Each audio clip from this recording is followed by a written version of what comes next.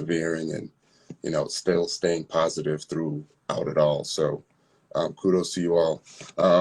I realized that after some research, my anxiety pretty much started off as a kid. For the most part, my parents trying to do the best for us, essentially had me being one of the only Black, like almost in the whole school. And I didn't even realize that I was suppressing or learning to deal with anxiety at the time. So fast forward, I joined the military after high school. The military got me to Iraq twice. So I did 2 tours in Iraq, 2003 and 2009, and I didn't even realize how much that was affecting me. I did have a daughter that was also born in 2009, but I slowly realized that, the PTSD from being in the military was affecting me and her. So there were things that I thought was normal, like staying in the house and not going out. But I realized that was because, I was afraid of crowds. I was afraid of situations where I had no control. I was afraid of constantly having to look for, signs of danger. And, I started making excuses, and saying things like, I don't want to have to share my daughter with the public.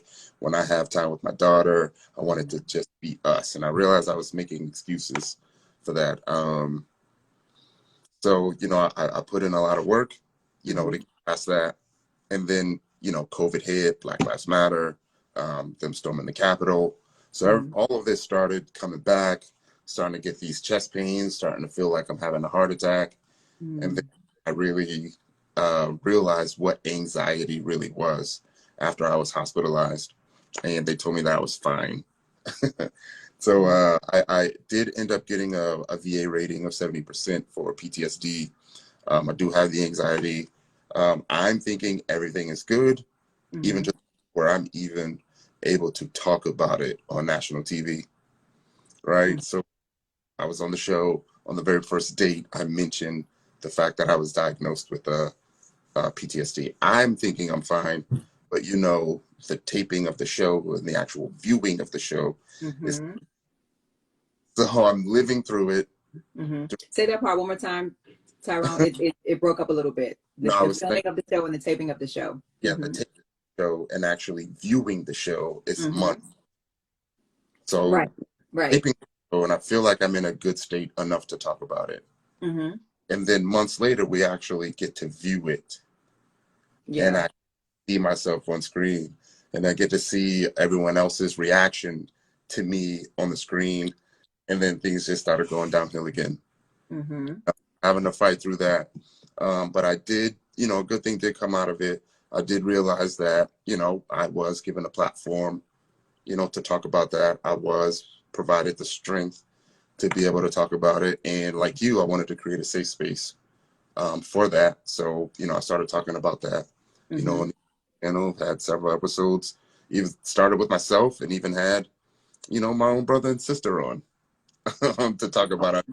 So it's been good. So I'm always happy to help. And so thanks for having me, and everyone that's in IG land watching. Thanks for watching. So I have a few questions for you, Tyrone, really quickly, because sometimes we hear these terms, but we're not sure what they mean. So if you don't mind expounding on the PTSD, because it's easier said than done, right? It's easier to say it than to actually go through it, because there are triggers that happen with PTSD that people may not be aware of. So if you could kind of, just share a little bit about that. Sure thing.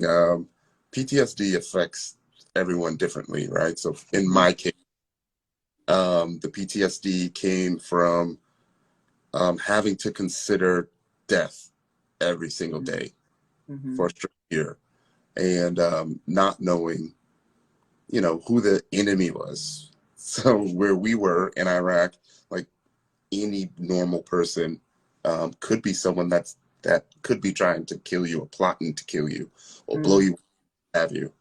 So that combined with, being shot at, being mortared, rocket attacks, hearing the sirens go off. One of my jobs was to actually travel to every base in Iraq. So just getting to and from these bases every other Friday is very nerve-wracking, and you think that you're past it.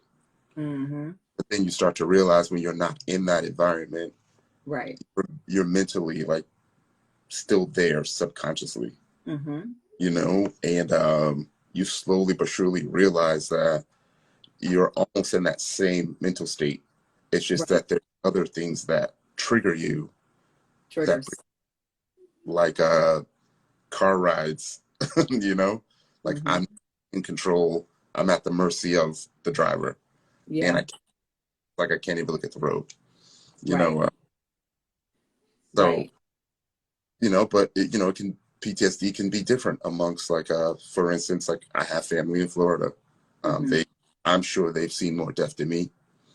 So PTSD may be a little bit different for them. Right. Just explain my case. Yeah. I know for me, because I also suffered PTSD once my late husband passed, because there was so much going on in that 3.5-year time span. I really didn't get a chance to grieve everybody. So you had brother, mom, late husband, right, in a 3.5-year time span. So it was a lot going on. So for me, I didn't want to go into hospitals for like 2 years after he passed because I had the PTSD, which is the post-traumatic stress syndrome, right, or stress disorder. And so I didn't want to go into hospitals at all. I did not want to walk in. I remember one time I had an anxiety attack, and I had never had an anxiety attack before in my life. This was my first one. And I was like, okay, am I about to have a seizure? Am I having a heart attack? I didn't know what was going on. And my cousin said, hey, you need to call the ambulance. And I was like, I'm not going to the hospital. Like, I can't go to the hospital. And so that just further perpetuated, what was going on with that anxiety attack. And so I know we talk a lot about work, like doing the work, right? And it's a term that we all use often, right? I want to ask you, Fernando, when you hear doing the work versus you doing the work, right? Because it's a difference to hear it and to actually do it, right? Because we can say, oh, I did the work, but what does that actually mean? So Fernando, what does that mean for you? The healing. For me, doing the work was honestly finding happiness, finding that peace. It first started with one of my favorite joys is honestly traveling. I knew being home, being in the house. Oh yeah, every month I'm gone. But there's a time between a week after my mother passed away, I got locked up. I got pulled over, guns drawn on me, and they found her pills in her purse in my car. And they asked me, why was her pills in my car? I'm like, because, she just passed away. I had a purse, I had other items in my car as well. They didn't believe me. I got arrested for it. Ended up causing me to have trouble finding a job because until the drug charges got expunged, I couldn't pass the background check. So during that time, and during that time, I was just like, out of work, mom gone, can't gain income, trying to take care of my little sister as best I can. And I was going through it. And I just had to really just settle down and just like, I got to get away. I got to go somewhere. And my dad would be like, you don't have any money coming in. Why are you traveling? Why are you going on vacation? You don't have any money coming in. But he didn't understand, like, that brings me joy. That brings me happiness, just getting away.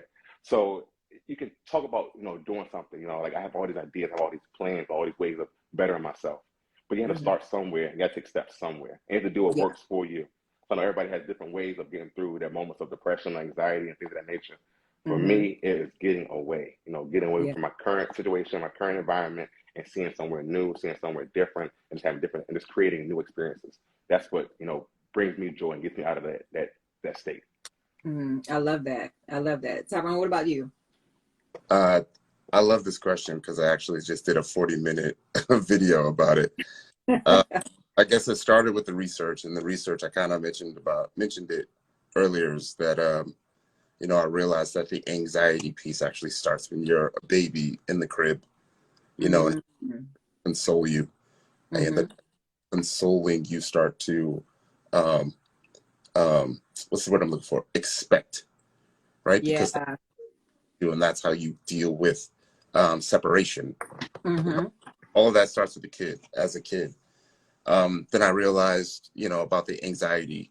Anxiety was, worrying about things that you can't control.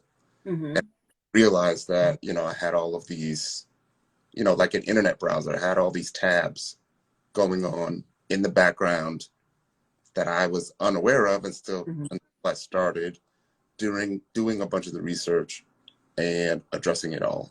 Yeah. So I went on these journeys, and that's why it's called my mental health journeys. I went on these journeys to go and try and address that.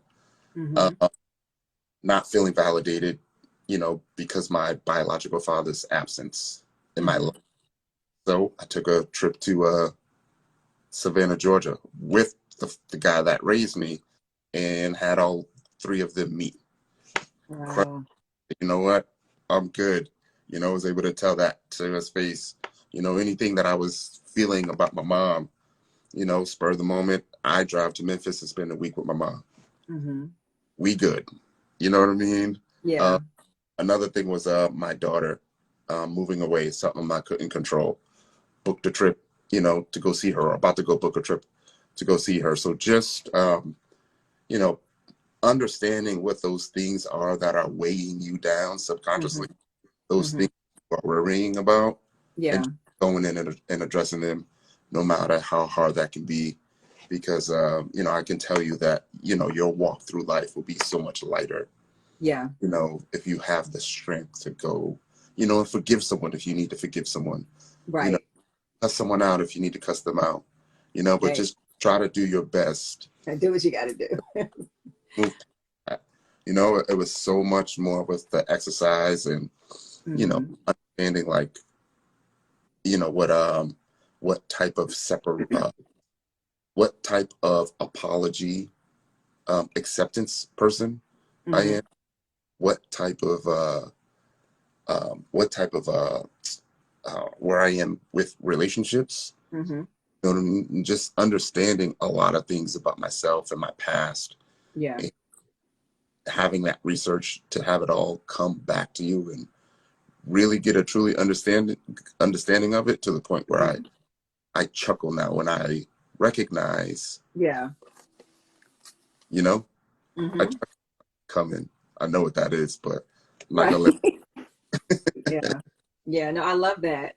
I like to tell people, and also myself, even with some of my clients, like, we can't pour from an empty cup, right? And trust me, I've tried. It does not work. Okay. You can't be on fumes and trying to be your best self. It just is not going to work. Okay. And so that being said, even with what you all shared, it starts with you first, right? It starts with your inner ability to confront some things, right? To be able to walk in freedom. Because if you don't confront certain things, you're not going to be able to walk in the totality of freedom that you need to walk into. So taking those first steps is so important. Thank y'all so much for sharing that. So now, like, in hindsight, what would you have told your, I don't know, your teenage self, if you will, to help you kind of get through some of the toughest moments of your life? Because these are some heavy moments here. I would have said, listen, young Ty, there's going to be things in your life that are going to affect you emotionally and mentally. And that's okay. You know what I mean? You can let that, you can go and find someone to talk to about it. It's okay to be vulnerable about it. It's not a bad thing. You don't have to look at that as, a place of shame. Everybody is going through something, Yeah.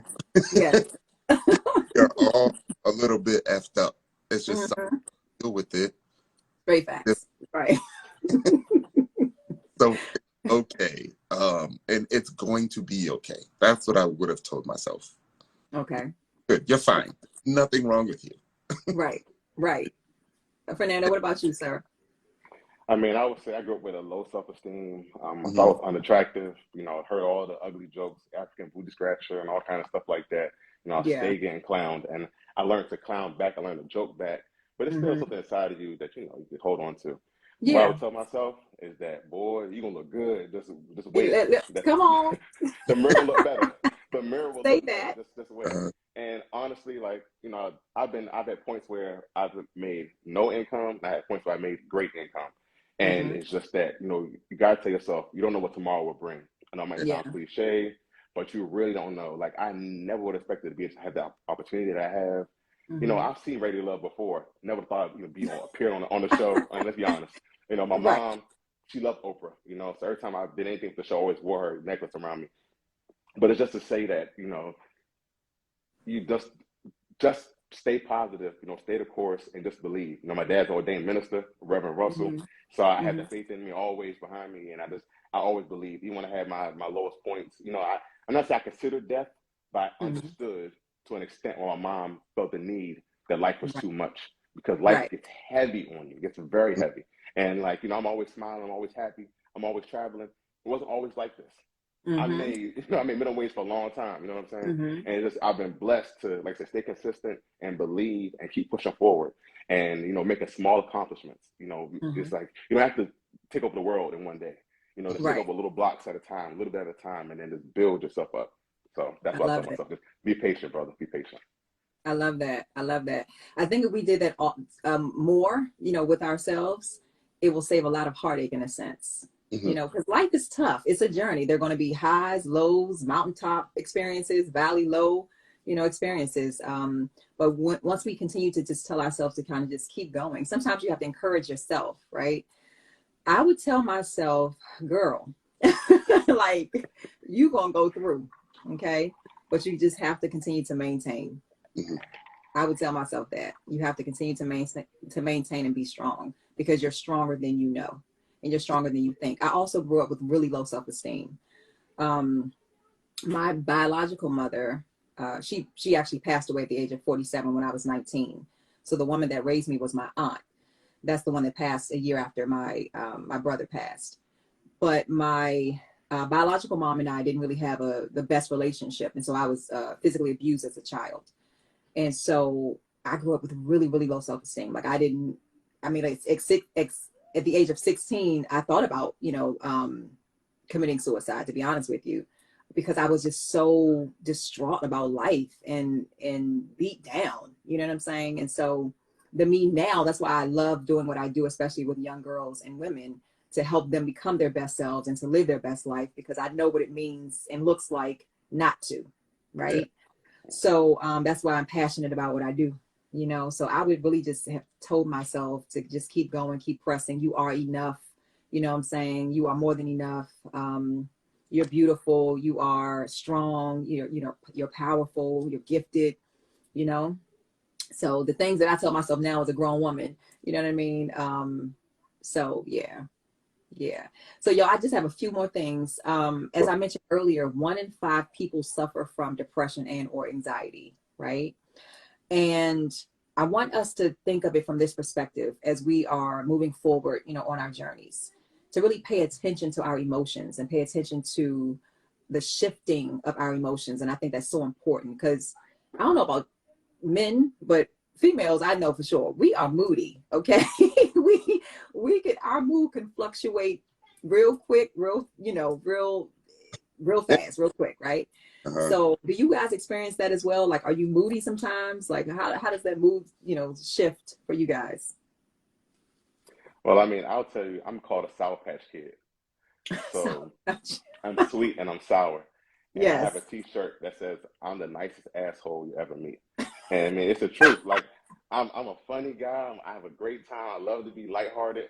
But, you know, at certain moments, I'm a little pissed off. You know, Yeah. it can go left. And I kind of learned to, you know, avoid the negativity and Yeah. becoming upset, because it's not that serious. Like, everything we get Mm-hmm. mad about, it's not that serious. Mm-hmm. And like, there's an argument, we're in a debate, there's no reward for it. I don't Yeah. get a trophy for winning an argument, so why even bother? Why even try to win it? Baby, you You're got it. right. Baby, you're right. That's Let the it best way go. to, yeah, woos Just let it ha, go. baby, woos ha. Yeah. And like, they want to get loud, I get quiet.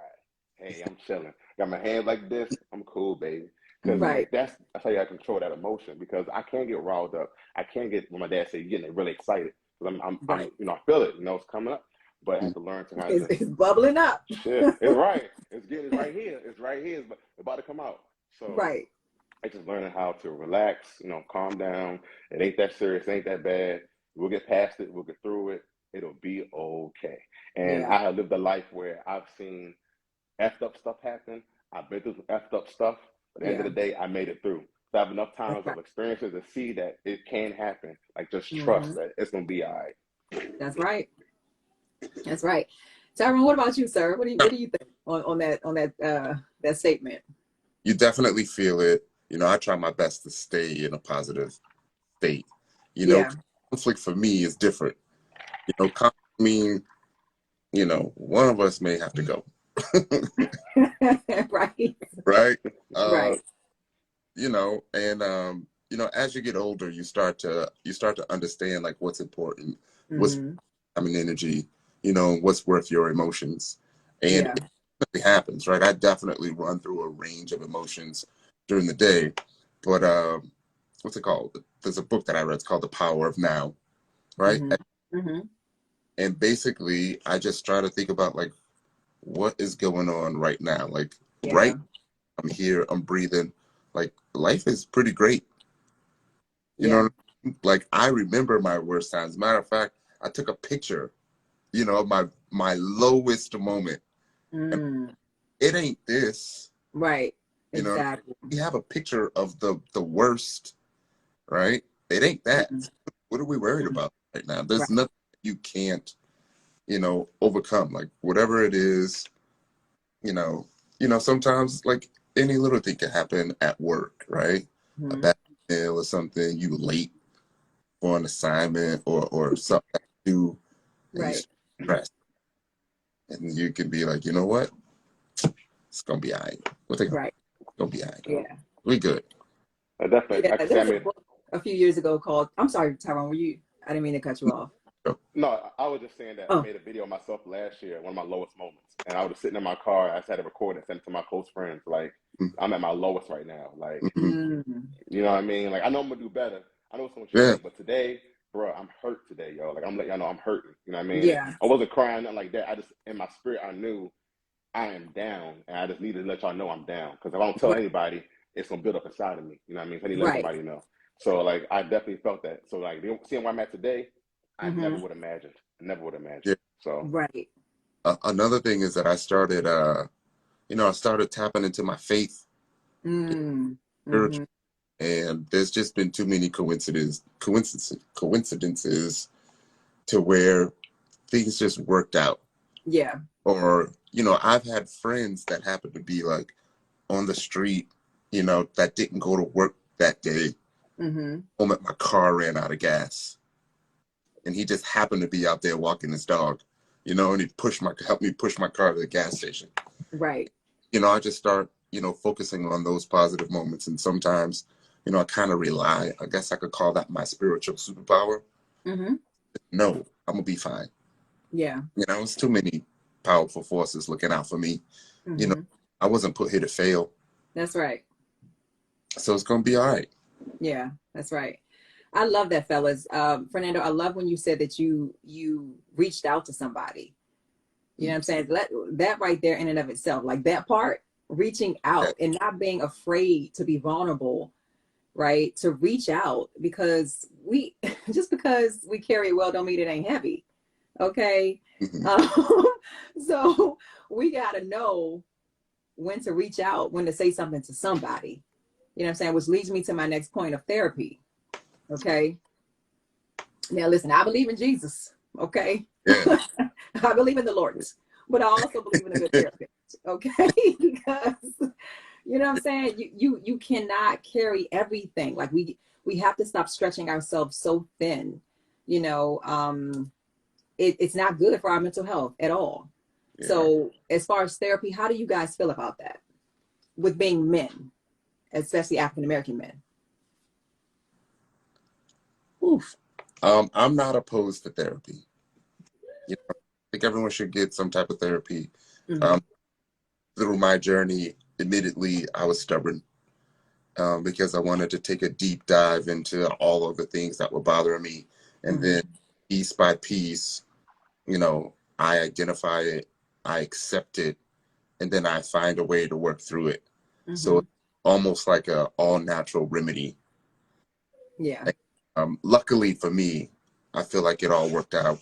So for me to move forward, the therapy would be just to build on the foundations that I have already created for myself, just Okay. to make sure that I stay in a positive light, have an outlet, you know, that I can talk to someone. But sometimes, like, doing something like this, you know, is the therapy, you know, because we're actually thinking about, like, every time we do something like this, like, you are essentially thinking about all of the bad things that affected you, which ones that you're going to tell the public. Right. So in a way, to me, that's therapy, you know? I agree. I agree. But now, Fernando, what about you? What do you think about therapy as a male and as an I've African had, American? I don't oppose it. I'm not against it. I've Mm-hmm. had it myself, both in dating and relationship. I've had Mm-hmm. couples therapy. I've Mm-hmm. also had personal therapy myself. I definitely, you have to find the right therapist, is what I would say, Mm-hmm. because there was time we had a Caucasian therapist, and he could not Mm-hmm. relate to us, and Right. it wasn't working. He wasn't giving us the advice that we needed. And then we Mm-hmm. found an African American woman, and she was like a mother to us, or a grandmother to us, almost auntie, a cool auntie, Yeah. and that got me on my journey of therapy and speaking to somebody and kind of talking through things.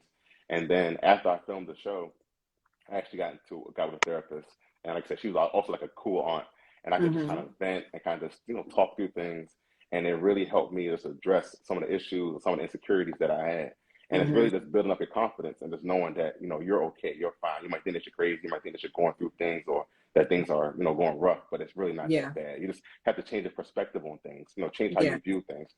The truth about glass being half full is real, because we act Yeah. like we don't see we don't see progress, we don't see a future. It's hard for you. So definitely got to see the growth and effort that you put in to be where you are today. Absolutely. Absolutely. For me, it was essential because even as a holistic life coach, I help people with losses and grief, but it's easier to help somebody else than it is to really help yourself. Like, I can give somebody else the tools and the resources that they need, but when it comes to self, it was struggle time over here. Okay. So I was like, listen, I got to reach outside of myself because I can't do this. Like, I need some added support. I need some extra resources. So I had to see a therapist. Like, it was not even, for me, it was an essential, element that I needed in my life. And like I said, I believe in the Lord. You know what I'm saying? I'm a devout Christian woman of faith. Uh-huh. But I was like, yo, I need somebody tangible to talk to because like my eyes are swollen from crying and my heart hurts. So I need to verbalize what I need to verbalize to a person, and not negating prayer because that definitely was in there as well. But it's always good, especially if you're a talker, and I'm a talker, so I have to express myself, right? And I like to journal. I like to do different things to kind of get what I need to get from my brain, out, and from my heart out, to express that. So I'll journal. Self-care was a big deal for me. I went on like a 2-year self-care regimen that helped to kind of shift the energy for me, because I was in a very dark space, you know what I'm saying? And I needed to come out of that. And I had babies. I had to keep living because if not, my babies would have been orphans. You know what I'm saying? So I had to come out of that depression. You know what I'm saying? I had to come out of just feeling like this mental illness is going to overtake my life. And so I began to really work on myself. I began to do, acupuncture, see a massage therapist, speak to my therapist, pray more, meditate, do more fitness classes. And I've always been teaching. I've been teaching for the past 15 years, and I've been doing what I do as a holistic life coach for the past 15 years. But when you yourself go through a traumatic experience, it's hard to still be your best self and give your best self to other people. You know what I'm saying? Because then you're spreading yourself because you need to take time to heal yourself. So I had to take that time for me to heal.